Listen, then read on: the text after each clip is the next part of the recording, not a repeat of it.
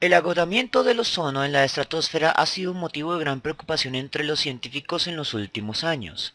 Se cree que el ozono puede reaccionar con el óxido nítrico, que se descarga desde los aviones a reacción a alta altitud. Si cierta masa de ozono reacciona con otra masa de monóxido de nitrógeno, ¿cuántos gramos de dióxido de nitrógeno se producirán? ¿Qué compuesto es el reactivo limitante? Y nos piden calcular los moles de reactivo en exceso al final de la reacción.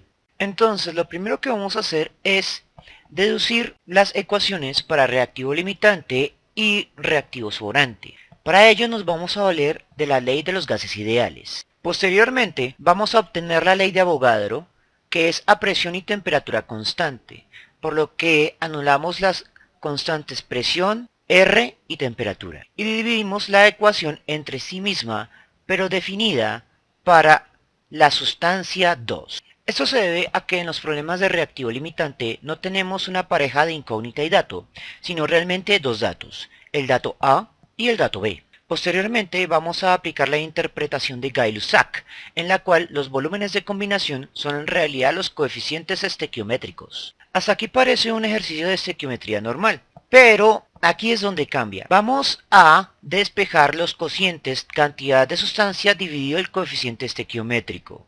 Entonces paso la cantidad de sustancia de B a multiplicar y el coeficiente estequiométrico de A a dividir. Adicionalmente, aparte del cambio en las identidades de sustancia, en los problemas de reactivo limitante debemos volver a tener en cuenta el cambio en el tiempo.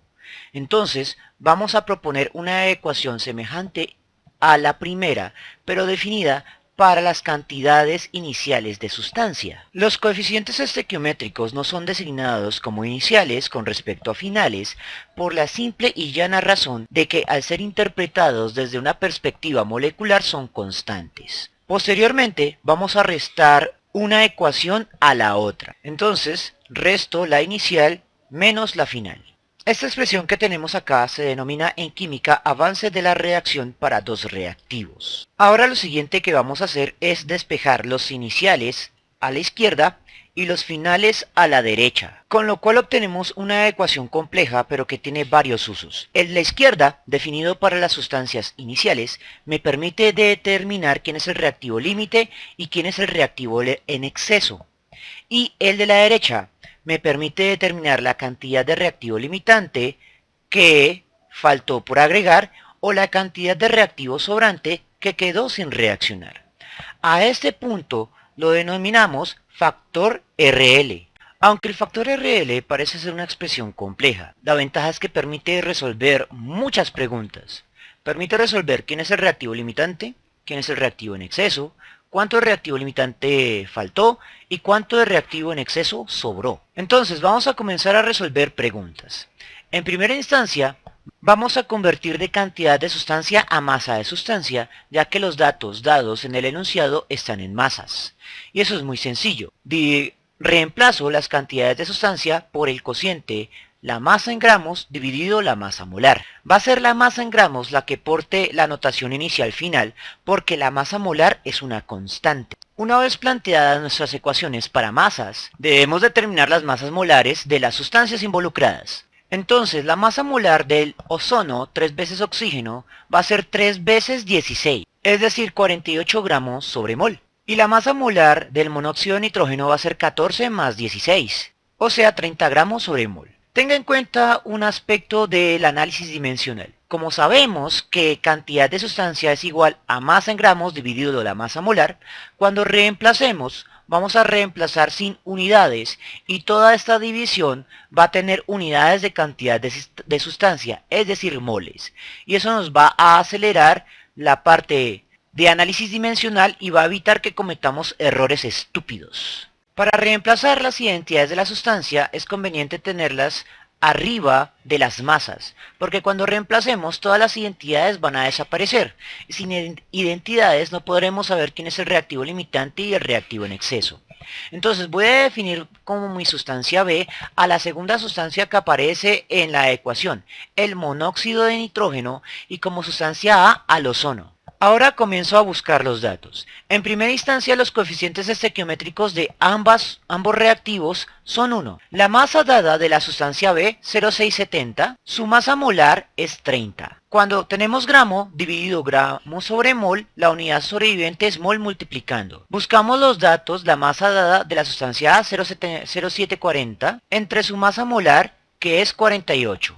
El resultado de esa resta ponderada va a estar dado en moles. El resultado, según la calculadora, es 6,92 por 10 a la menos 3 mol. Debemos analizar el signo. Como el signo es positivo, significa que el término positivo es más grande que el término negativo. Y por tal razón, el término negativo va a ser el reactivo limitante, mientras que el término positivo se encuentra en exceso. Como ya sabemos que el reactivo limitante es el ozono, eso significa que en el momento final esa sustancia es la que se vuelve ceros y por lo tanto la masa de la sustancia A se convierte en ceros al final. Y al anular la sustancia limitante podemos calcular la cantidad final de la sustancia en exceso. Simplemente es despejar la masa de la sustancia en exceso empleando el factor RL que acabamos de calcular, pasando su coeficiente por su masa molar a multiplicar. Y con esto ya tenemos la otra respuesta analítica lista para usar. Empleamos el factor RL por el coeficiente estequiométrico de dicha sustancia, que era el monóxido de nitrógeno. Y dicho coeficiente estequiométrico era 1, por lo tanto se cancela. La masa molar del monóxido de nitrógeno, que ya la habíamos calculado anteriormente, es 30 gramos sobre mol. Hacemos análisis dimensional. Mol que multiplica se cancela con mol que divide. La unidad sobreviviente es gramo. Unidad de masa, justo la variable que pretendemos calcular. Y la respuesta sería 0,208 gramos, sobrantes del monóxido de nitrógeno. Entonces ya hemos identificado el reactivo limitante y la cantidad de reactivo sobrante que quedó. Lo único que falta es aplicar la estequiometría normal para determinar la cantidad del producto generado. Para ello vamos a reciclar la ecuación de relación masa de la incógnita a masa del dato que vimos en problemas anteriores. Esta tiene una estructura de dos cocientes. El primer cociente es de coeficientes estequiométricos, el segundo cociente de masas molares. Las incógnitas van multiplicando, los datos dividiendo. Finalmente, multiplicando va la masa del dato. Posteriormente, identificamos la identidad de mi incógnita, que en este caso es el dióxido de nitrógeno. Entonces, el coeficiente estequiométrico de todas las sustancias en este problema son 1. Por lo tanto, el cociente de coeficientes estequiométricos se cancela. Necesito la masa molar de la incógnita, es decir, la masa molar del dióxido de nitrógeno, que es 46 gramos sobre mol, que surge de sumar una vez 14 más 2 veces 16. Reemplazamos únicamente el valor numérico porque en el cociente se van a cancelar las unidades. La masa molar del dato, y nuestro dato debe ser el reactivo limitante, es de 48.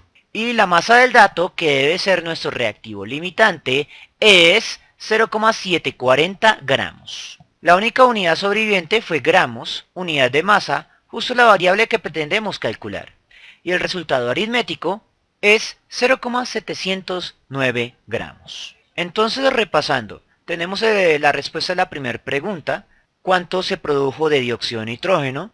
Tenemos la respuesta a la segunda pregunta, ¿quién es el reactivo limitante? Y tenemos la respuesta a la tercera pregunta, la masa del reactivo en exceso que quedó sin reaccionar. Aunque sí es un poco largo el proceso de deducción de las ecuaciones, en próximos ejercicios lo que vamos a hacer es reciclar estas mismas ecuaciones con modificaciones menores para resolver los problemas. Bien, eso es todo por el momento, espero que les haya gustado y nos vemos en una próxima oportunidad.